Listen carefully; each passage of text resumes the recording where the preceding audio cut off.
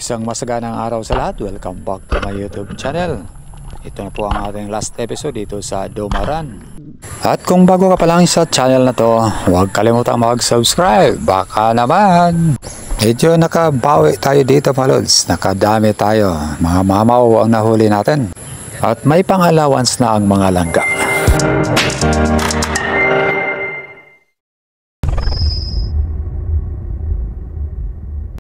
Good morning guys! Welcome back to my YouTube channel. So ito ngayon tayo sa last stretch na ating dive dito sa Domaran. So bukas lilipat na naman kami ng bagong spot. Kung saan, sasabihin lang din namin yan. Pupunta kami ngayon sa isang spot kung saan hindi ako nakasama kahapon dahil medyo hindi maganda ang pakiramdam natin. So sa araw na to, subukan natin kung kaya na bang isisid. Kung hindi naman, tambay na lang muna tayo sa bangka kung sakali. Hindi kaya malabo ngayon? Malakas subukan kahapon hindi pa yun nakasitol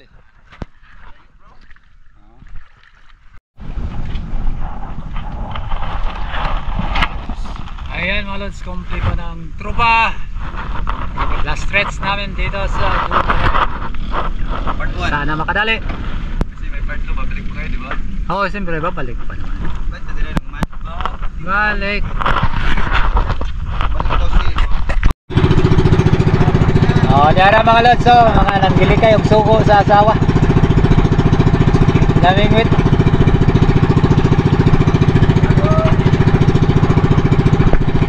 At dito dumana naman kami sa isang magandang bakawan. Congratulations sa LGU ng Domaran na sa pagpapanatili nyo na malusog at hindi nasira ang mga to.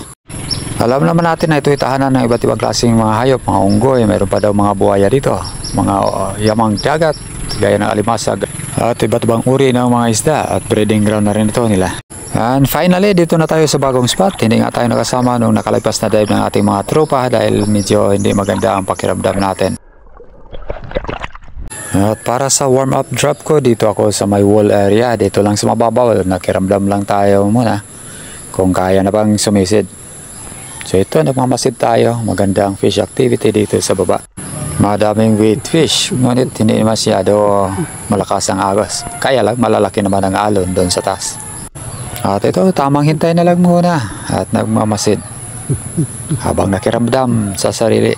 At sa aking bandang kaliwa, may napansin akong isang magandang target. Isang good size na coral trout. Kaya ito, dahan-dahan kong binabaan. Sinubukan ko dito na maklose ang gap sa target para makakuha tayo ng isang clean shot.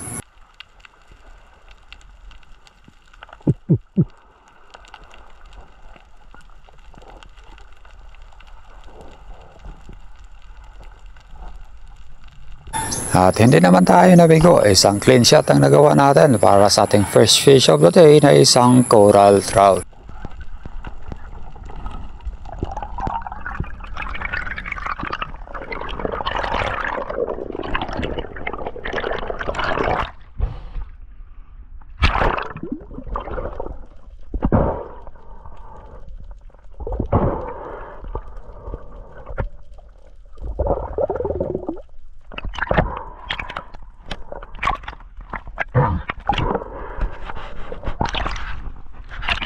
Matapos masecure ang huli natin, umapante ako dito at nag-drop na naman. May nakita akong sweet lips doon sa baba, kaya ito ang tinutukan ko. Isang harlequin sweet lips.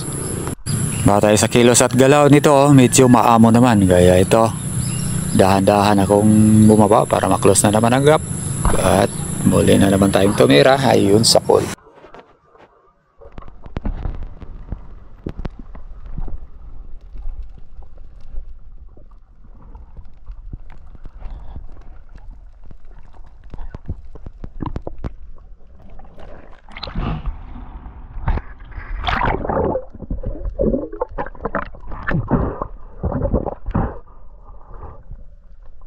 Isang napakabilis na pangyayari pagkatapos masecure ang isda at nareload ang ating pana. May nagpakita Buti na lang naunang camera natin ayun sa pool mga lods, isang malaking GT. Nasa bandang gitna ang tama nito at malakas pa rin at ito bumaba yung isda kaya nag-reel out tayo. Panalangin ko na lang dito na hindi sumabit yung line natin para hindi mahirapan sa pag-retrieve ng isda ito.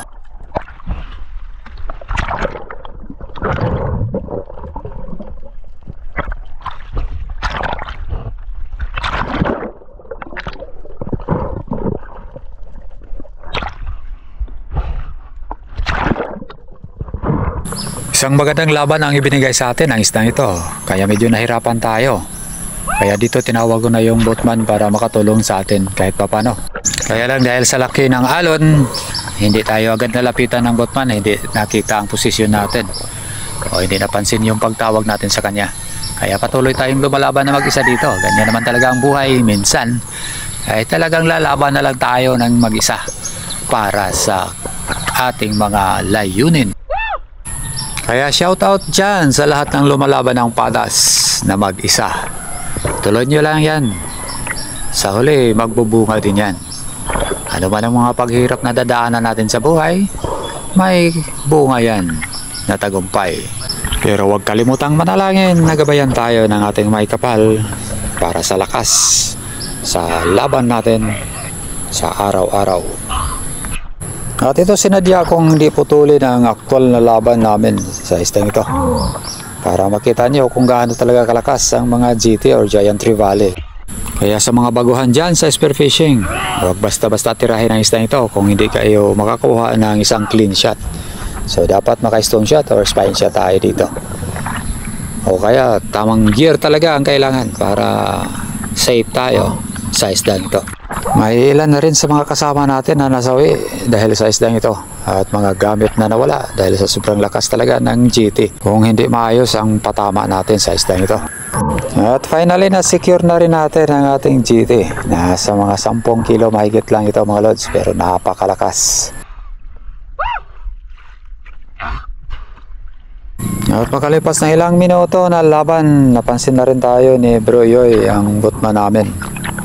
At lumapit na sa posisyon natin dito, ibigay ko na rin ang isda para ma-secure ito. Pagkatapos magpahinga, ito bumaba na naman ako at dito nag-set up ng ambush. Dito ako nag-ambang sa may wall, baka sakaling mayroong aangat na mga isda mula sa ibaba. So medyo nag-iba na yung visibility dahil sa lakas ng alon, pero malinaw pa rin naman.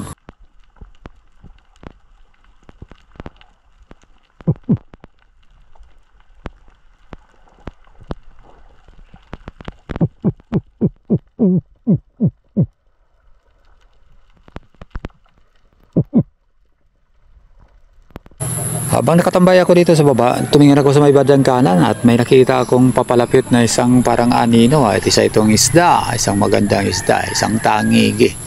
Kaya ito, tinira ko na. Kaya lang mataas ang tama nito at nakawala, sayang. Mamaw na sana yun mga lods.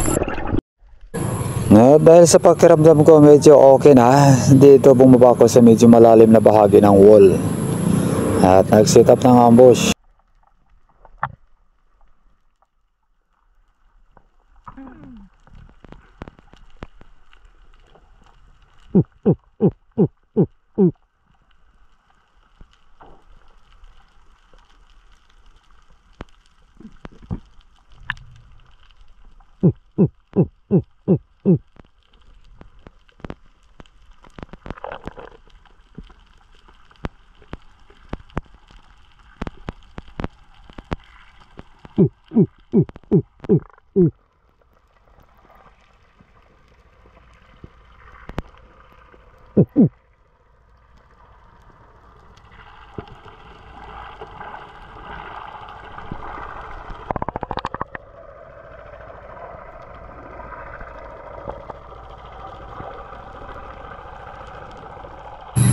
Medyo matagal na rin akong naghintay doon sa baba kaya nag-decide ako ng umangat. Habang ako ay pangat, may nakita ako sa baba na isang GT na naman.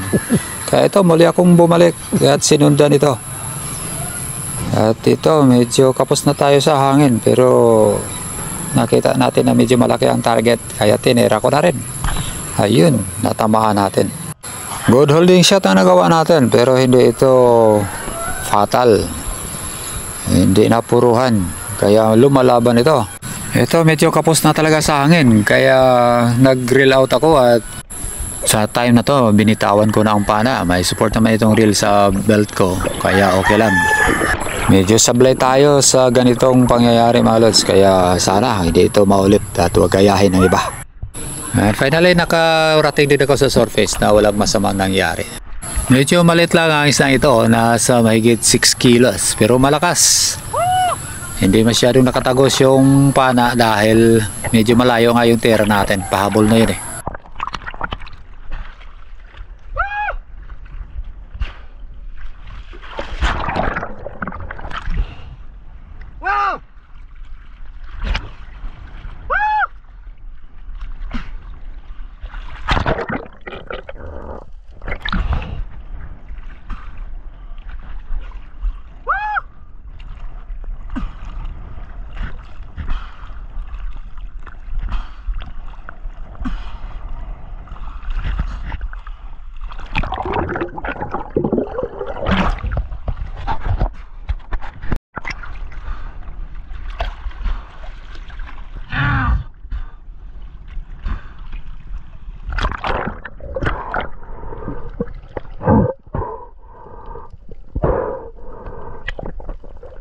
At finally, ito na, na-secure natin ang isdang ito. Medyo pinahirapan talaga ako dito. So ayan, to giant trevallis down na tayo mga lods. Paldo na silangga. Dito may binabaan akong dalawang samaral o rabbit fish. Nakita ko na ito noong ang drop ko dito. Hindi naman umalis kaya binabaan ko. So titirahin natin, goods na to. Pang ulam. Paborito ko din naman ng samaral. Dahil maamo ang dalawang to, so may ibang plano ako. So mayroon tayong gagawin dito na hindi nila malilimutan mga lods. Siyempre apply natin dito ang stealth mode hunting para hindi talaga makaiwas sa atin ang dalawang to. Ito, humanap ako ng magandang angle para maisakatuparan yung evil plan ko dito. Yun oh. So ito na, pumwesto na tayo, yari, sapol. 2 kills mga lods in 1 shot. Yari na mga lods, may masarap na pang ulam na tayo mamaya.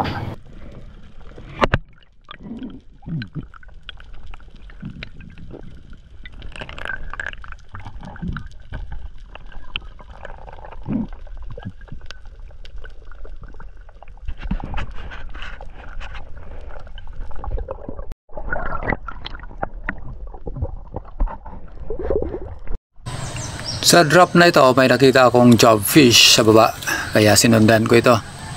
Baka sakaling hihinto at magpatira sa atin. Ayan, nag-hand signal tayo. Medyo maamo naman, kaya positive tayo na makalapit dito. O kaya lalapit ito sa atin. So plano ay dadapa ako doon sa baba at maghintay na lang sa paglapit ng isdang ito.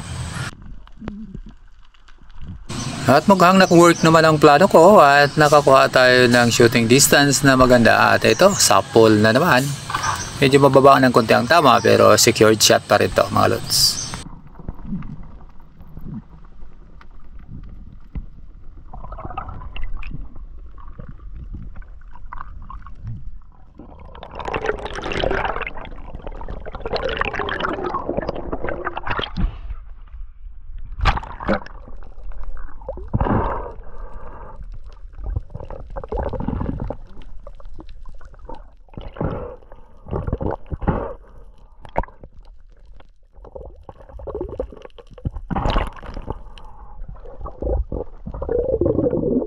Matapos ko masecure ang isda na to, nagpasya kaming lumipat ng pwesto.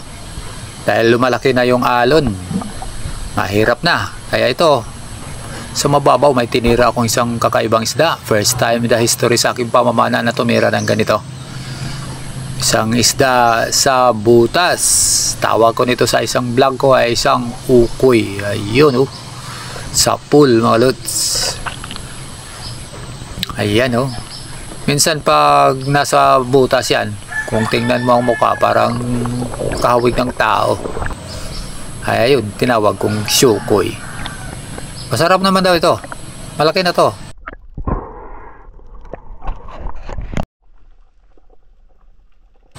Medyo goods naman ang visibility dito, kaya bumaba ako dito sa medyo malalim na area. At may napansin ako dun sa baba na magagandang mga isda. Mga painted sweet lips. Good size na rin, kaya tingnan natin kung pwede itong mapatamaan ng maayos. Habang maghahanap pa rin tayo ng siyempre malalaki sana.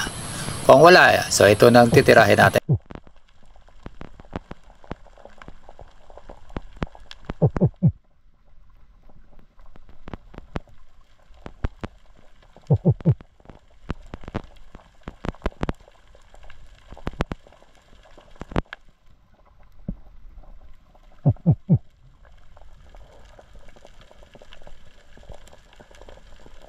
At ito nga, pumili ako ng pinakamalaki sa lahat. Mga 4 na piraso ito sa baba.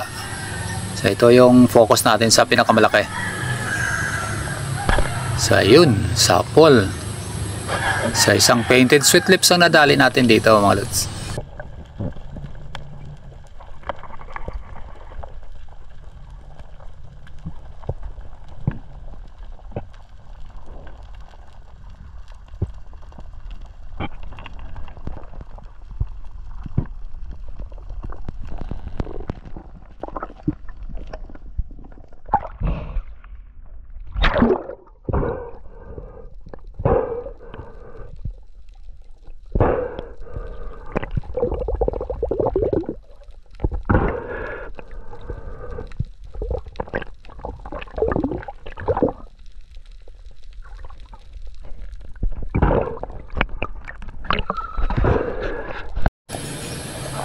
Sa pagabante ko, dito ako napunta at isang magandang spot ito mga lods. May nakita ko mga malalaking samaral sa baba.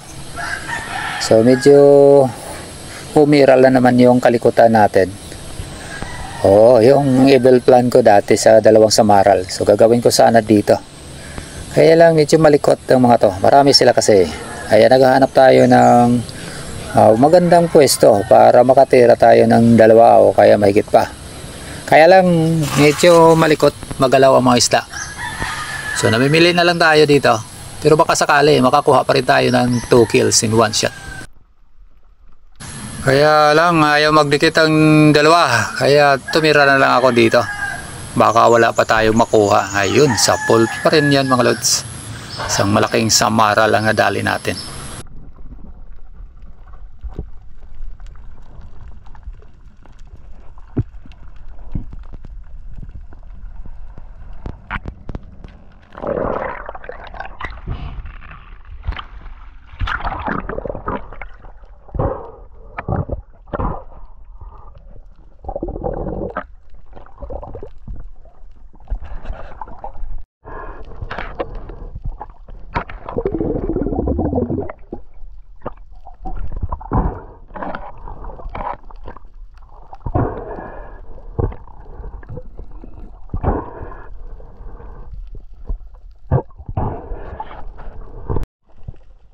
At ayan, para sa ating last fish of the day, sa ating last episode ng ating spearfishing adventure dito sa Domaran, Palawan. May binaban ako ditong grupo ng mga samaral na mga malilikot at malalaki.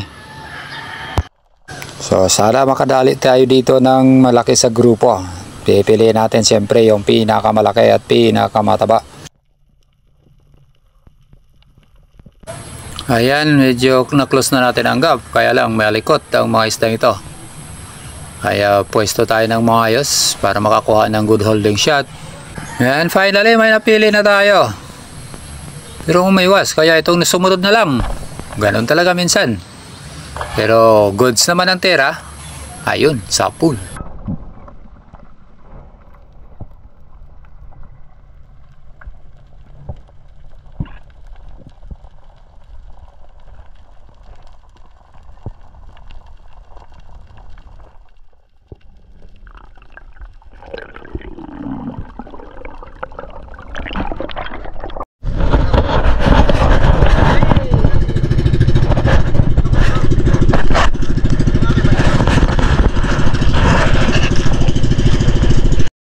At ngayon dito na kami sa tabi at ligtas na nakauwi at masaya dahil siyempre sa biyayang natanggap namin sa araw na to.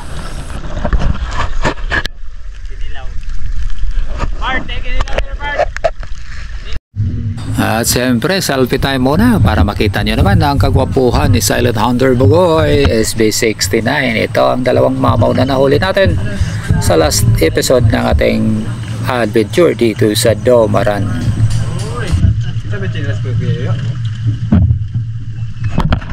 Talagang hindi tayo nagpapaawat. Ito muli na naman tayo mag selfie. Minsan lang kasi ito na nakadali ang mga mamaw na ganito kalaki.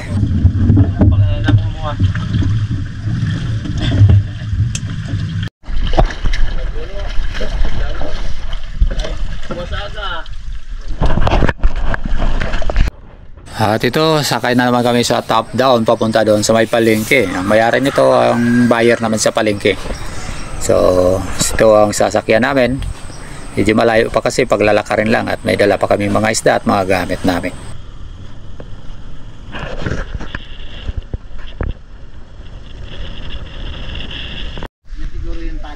Ayan mga lads, ang total cuts namin, no? Konti lang. Pwede na.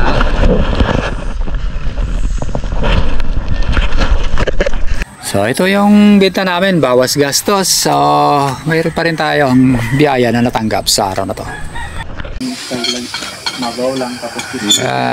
Sa tropa pa rin dito sa Domaran. At syempre, isang taos-pusong pasasalamat sa mga biyena nila Bro Yoy at Bro Joseph Agdon, kay nanay at tatay at sa buong pamilya. Maraming salamat sa pagtanggap nyo sa amin. Napakabuting tao nyo po ang lahat. Sana pagpalain po tayong lahat. At magkita-kita tayong muli sa susunod na mga adventure. Mani hapon mamahaw, mahaw.